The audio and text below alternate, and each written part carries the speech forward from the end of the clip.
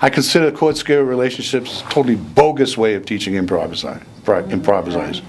There's no historical justification anywhere in the last 100 years to show that as a process for improvising. It's something academics created. It's a shortcut, and they've created a lot of damn shortcuts like showing chords in stacks, which is not harmony. They're just shortcuts because they can sell it to you. We're in business here.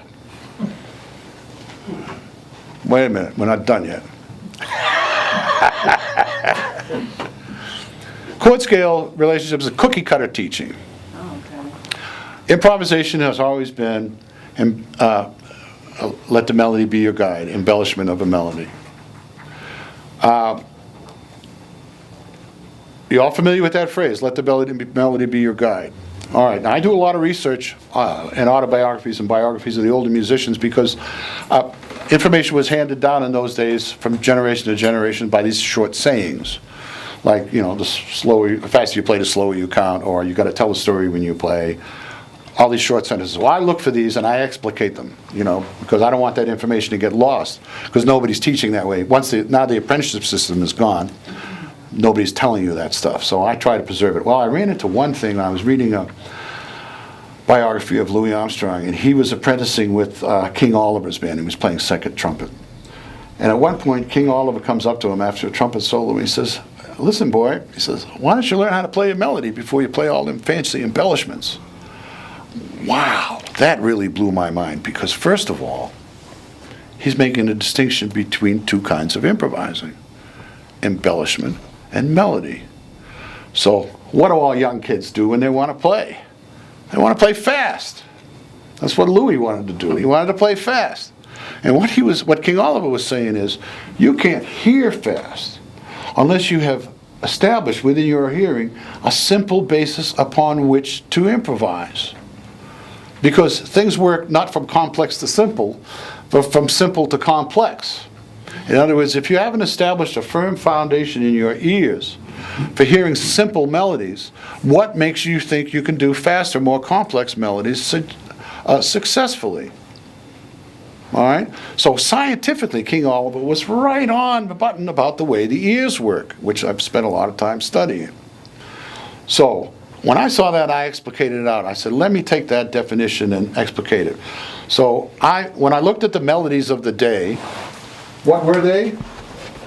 They were rhythmically inactive. They were whole tones tied to halves, half tones, sometimes quarters. And they were all chord tones. And don't forget, the operative philosophy is let the melody be your guide. Third, third, third, third, third,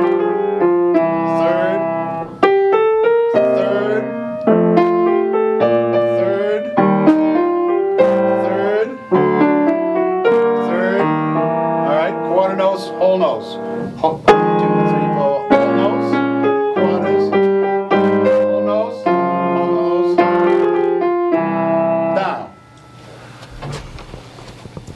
So, if you look at the melodies, they were simple enough in those days that you could use them as guides and you could improvise off the melody like they used to do, which is, you know, embellish the melody.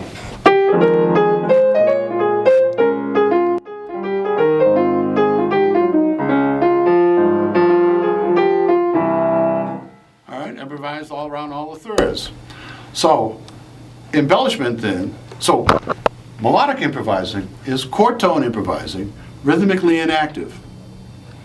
Embellishment is non-chord tone improvising and rhythmically active. Eighth notes, sixteenths, triplets, you dig? So, if you can't improvise using chord tone melodies, and I don't mean in a mechanical way, in a melodic way, you can't improvise faster.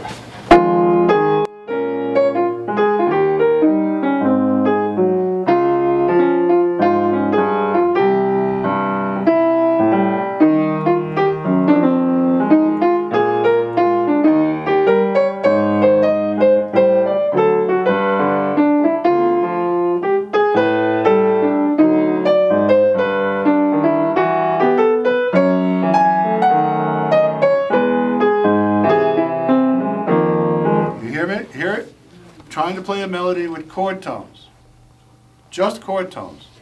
How many of you know your changes well enough that you can do that not mechanically, not third, fifth, seventh, not thinking that way, but actually playing it in a melodic fashion. If you can't do that, you can't do...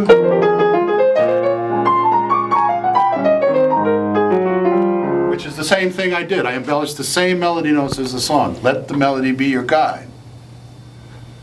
So that's the first step. Improvising slowly. Everybody wants to be fast. Everybody thinks faster notes are more important notes. All of you have made, without realizing it, an unconscious value judgment. That fast playing is more important than slow playing. But anybody who's worth their salt will tell you melodic playing is much more important than non-melodic playing. So, you have to be able to mix your solo eventually between melodic and embellishments.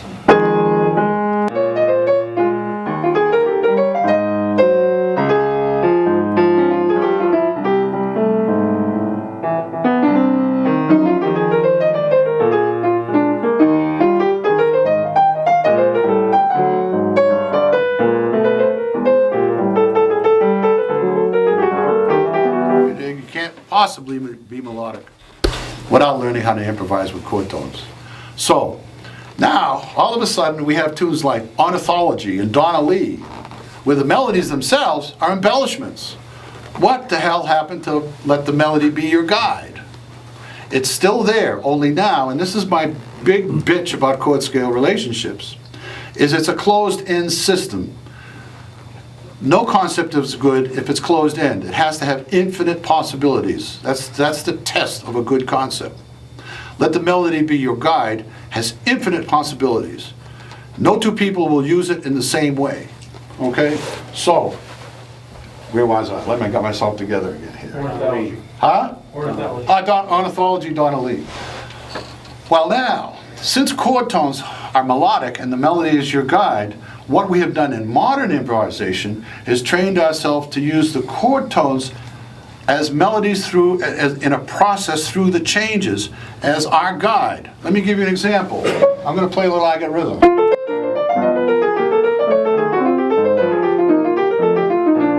Now that sounds like a steady eighth note line. It's not. It's an illusion. Because it's difficult to hear a whole line of eighth notes in advance, and it's just as hard to hear it from note to note. So we train ourselves, because the ear wants this, to hear in patterns, four-note group patterns. The ear loves logic and rejects chaos and nonsense. To the ear, patterns are logical and they make sense. That's why you hear so much pattern work. And one of the things you're trying to develop is patterned hearing. Okay, so what I have done is put together a series of four-note groups that I've smoothed out to sound like a long line. First group, second group.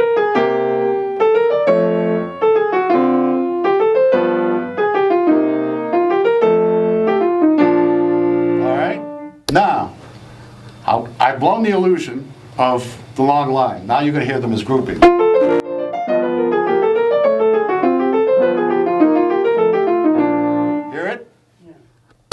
Right? It's an illusion.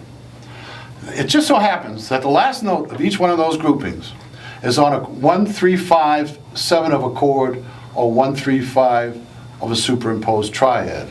So the last notes are the melody I'm going to.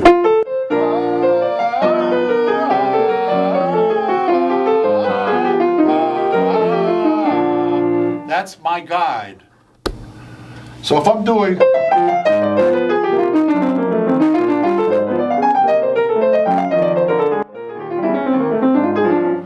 every last note of each one of those four-note groups is a chord tone.